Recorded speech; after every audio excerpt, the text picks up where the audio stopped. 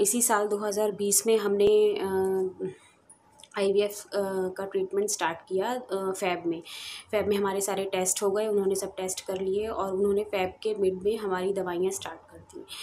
तो मैंने जैसे आपको बोला था कि मैं बहुत ज़्यादा कुछ भी दवाइयाँ किसी भी डॉक्टर से लाती हूँ, तो मैं अब तो खैर मैंने ये आदत बहुत कंट्रोल करी है, बट पहले मेरे साथ बहुत होता था कि मैं कुछ भी दवाई खाती थी तो उसको गूगल में सर्च करती रहती थी कि इसकी दवाई से क्या होगा, इसका साइड इफ़ेक्ट क्या है, ये मेरे ऊपर क्या रिएक्ट करेगी, ये क्या मतलब इसका क्या रिएक्शन हो सकता है। और फिर जैसा कि मेरा माइंड हमेशा नेगेटिव चीज़ों को ही फोकस करता था और नेगेटिव चीज़ों को पकड़ता था, तो जो उसमें साइड इफ़ेक्ट लिखे हुए होते थे गूगल पे, वो मैं हमेशा उस चीज़ से बहुत डर जाती थी और वो सोचती रहती थी। तो ये चीज़ भी मुझे बहुत बॉदर करती थी, क्योंकि मेरी आदत बन गई थी ये कि कुछ भी दवाई चल रही है तो उसके बारे में सर्च करना। और तो हमारे एक डॉक्टर हैं जिनसे हमें अगर छोटी मोटी कुछ प्रॉब्लम होती है तो हम उनके पास जाते हैं, उनसे दवाई ले लेते हैं। तो वो भी मुझे समझाते थे कि गूगल पे हर बात सच नहीं होती है, आप इतना गूगल पे सर्च मत किया करो।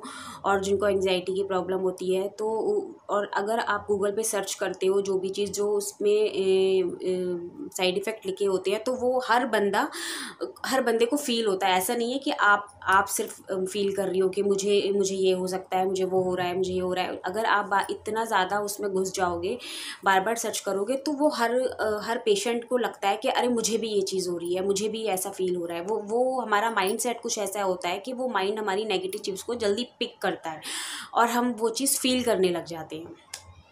तो मुझे हमारे डॉक्टर भी बहुत समझाते थे कि ऐसा इतना मत सर्च किया करो और ये सब। तो फिर मैंने ये वाली जो अपनी आदत थी इस पर मैंने बहुत बहुत कंट्रोल किया कि नहीं, डॉक्टर भी सोच समझ के ही दवाई देते हैं।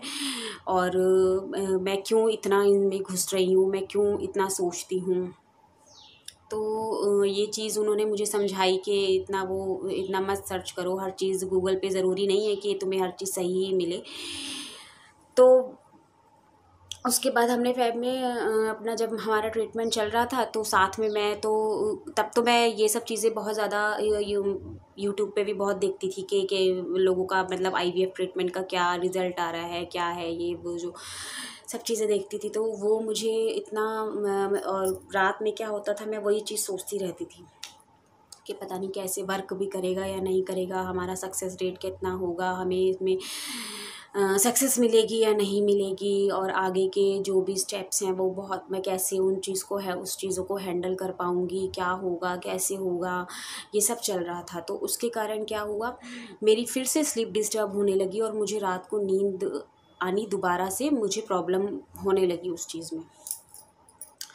फिर साथ ही साथ ये भी चल रहा था कि स्टार्टिंग में अभी 2020 की स्टार्टिंग में के बीच में जो दिल्ली दंगे जो हुए थे, ये सब जो बहुत ज़्यादा इसको लेके क्या NRC को लेके जो सब कुछ हो रहा था, तो हमारे यहाँ भी र्यूमर्स बहुत उड़े कि मतलब यहाँ पे भी ऐसा कुछ होगा, ऐसा मतलब कुछ भी हो सकता है, कुछ ये सब प्रॉब्लम हो सकती हैं। तो उस चीज़ ने भी मेरी एंग्जाइटी को ट्रिगर किया बहुत। मुझे उस चीज़ से भी बहुत मतलब एक दिन ऐसा हुआ कि एकदम से ये मतलब र्यूमर हुआ कि हाँ यहाँ पे भी दंगे होने वाले हैं और ये सब। तो वो चीज़ जो थी एक तो मेरे साथ ये IVF का चल ही रहा था, साथ ही साथ ये जो दिल्ली दंगों का जो भी हुआ, तो इसने भी मुझे मेरी माइंड को, मेरी एंग्जाइटी को ट्रिगर किया। उस दिन मैं बहुत डर गई, बहुत ज़्यादा। अरे यहाँ पे भी अगर ऐसा कुछ हो गया, लड़ाई हो गई तो क्या होगा, ये वो। तो ऐसा कुछ हुआ नहीं, अल्लाह का शुक्र है। लेकिन उस चीज़ ने मेरी एंग्जाइटी को छेड़ दिया। फिर उसके बाद मार्च में ये कोविड स्टार्ट हो गया। अब उसमें स्टार्टिंग में तो अब तो लोग फिर भी शायद थोड़ा सा नॉर्मल हो गए हैं, बट स्टार्टिंग में बहुत ज़्यादा लोग डरे हुए थे। और मेरे साथ तो वैसे भी ये प्रॉब्लम चलती ही आ रही थी कि कुछ भी थोड़ा सा होता था तो मैं बहुत जल्दी पैनिक हो जाती थी। तो उसमें पहले क्या बता रहे थे, जो भी हम न्यूज़, सारे न्यूज़ चैनल पे यही चलता था, हर टाइम यही चलता था, कोविड-19, कोरोना से, कोरोना हो गया, ये हो गया, वो हो गया, बाहर मत निकलो, मास्क लगा के निकलो, इससे फैल जाएगा, उससे फैल जाएगा, मतलब बहुत ज़्यादा। तो मेरे और सब लोग ये बोलते थे कि मतलब न्यूज़ में आ रहा था कि जो हॉस्पिटल्स की जो कंडीशन है वो भी बहुत ख़राब है, वहाँ पे भी इतना ज़्यादा केयर नहीं हो रही है। तो अब मेरी तो शुरू से ये प्रॉब्लम थी कि अगर कोई किसी को कुछ होता था तो मेरा माइंड तो सबसे पहले यही सोचता था कि मुझे भी हो जाएगा। अब मेरे दिमाग में ये कोविड का भी हो गया कि मुझे हो गया तो फिर और मैं पूरा मैं सब कुछ सोच लेती थी, विजुअलाइज कर लेती थी अपने माइंड में कि अगर कुछ ऐसा हो गया तो मुझे हॉस्पिटल ले जाएंगे, फिर मेरे साथ ऐसा होगा वैसा होगा जो सारे पेशेंट्स के साथ हो रहा है। तो जिस दिन ये मुझे कोविड का हुआ, ज़्यादा मुझे एक दिन बहुत ज़्यादा मुझे एंग्जाइटी हो गई, और वो रात तो उस रात को आई थिंक 22 मार्च को पहला लॉकडाउन हुआ था शायद, हाँ जहाँ तक मुझे याद है। तो शायद उसके 1-2 दिन पहले या 1-2 दिन बाद मुझे बहुत ज़्यादा एंग्जाइटी, मतलब एक तरीके से आप कह सकते कि पैनिक हो गई मैं बहुत ज़्यादा रात को। मुझे इतना ज़्यादा मतलब एक फ़ियर कि अरे मुझे हो गया तो क्या होगा, और मैं हॉस्पिटल की कंडीशंस तो वैसे ही इतनी ख़राब हैं। मेरी ये एंग्जाइटी को, एक तो मुझे आईवीएफ ने मुझे मेरी एंग्जाइटी को बहुत ट्रिगर किया। नेक्स्ट मुझे वो जो दिल्ली में जो ये सब प्रॉब्लम चल रही थी उसकी वजह से मेरी एंग्जाइटी ट्रिगर हुई, और थर्ड ये कोविड की वजह से मेरी एंग्जाइटी बहुत ज़्यादा ट्रिगर हुई। तो मेरी एंग्जाइटी उस रात इतनी ज़्यादा बढ़ गई कि मैं वो नाइट में आपको नहीं एक्सप्लेन कर सकती वो मैंने कैसे निकाली। उस रात में इतनी ज़्यादा बार बार रो रही थी मैं, और बहुत ही मतलब मैं, जिनको ना एंग्जाइटी होती है वो इस चीज़ को रिलेट कर सकते हैं कि जब आपको पैनिक अटैक होता है एंग्जाइटी का तो आपको कैसा लगता है। तो फिर जब अब तक मेरी दवाइयाँ तो डॉक्टर प्रांजलि से, साइकेट्रिस्ट से वो छूट ही गई थी, सब कुछ स्मूथ ही चल रहा था, बहुत टाइम से स्मूथ चल रहा था, काफ़ी अच्छा चल रहा था, तभी हमने ये आईवीएफ का स्टेप भी लिया था। लेकिन फिर क्या हुआ, फिर से मेरी एंग्जाइटी ट्रिगर हुई, फिर से मुझे वही चीज़ हुई, और अब मैं थक गई थी कि मैंने सोच ली, मेरे माइंड में चल रहा था मैं नहीं जाऊंगी साइकेट्रिस्ट के पास, अब बहुत हो गया। और ये भी था कि अगर लोगों का डर कि अगर लोगों को पता चल गया तो उनको मेरे बारे में पता चल गया कि मैं साइकेट्रिस्ट के पास जाती हूँ या मेरा ट्रीटमेंट चल रहा है, तो लोग तो मुझे पागल समझेंगे, और लोग सोचेंगे, लोग इस चीज़ को बहुत गलत वे में लेते हैं, अभी भी लेते हैं। तो मैंने बहुत ट्राई किया कि मैं नहीं जाऊंगी। मैंने अपनी तरफ से बहुत कोशिश की, मतलब मैंने अपना 100% दे दिया कि मैं किसी तरीके से काम डाउन हो जाऊं। बहुत बहुत ट्राई किया, बट वो नहीं हो पाया। जिस रात मेरी तबीयत ख़राब हुई मार्च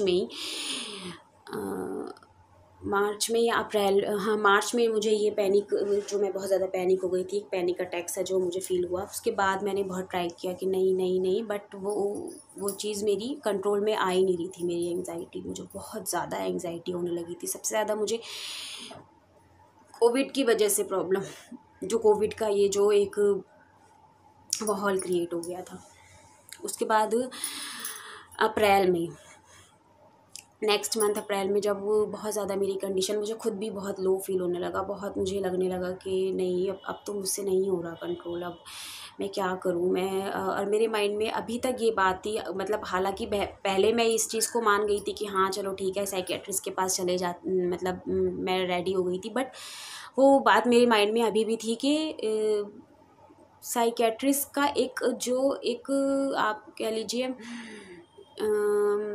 एक डर जो होता है कि मैं नहीं जाऊंगी, मुझे नहीं जाना चाहिए, और लोग क्या कहेंगे मेरे बारे में। लोग सबसे ज़्यादा, हो सकता है मेरे जैसे बहुत सारे लोग जो अपने से ज़्यादा लोगों के बारे में सोचते हैं कि लोग हमारे बारे में क्या कहेंगे, लोग मेरे बारे में क्या सोचेंगे।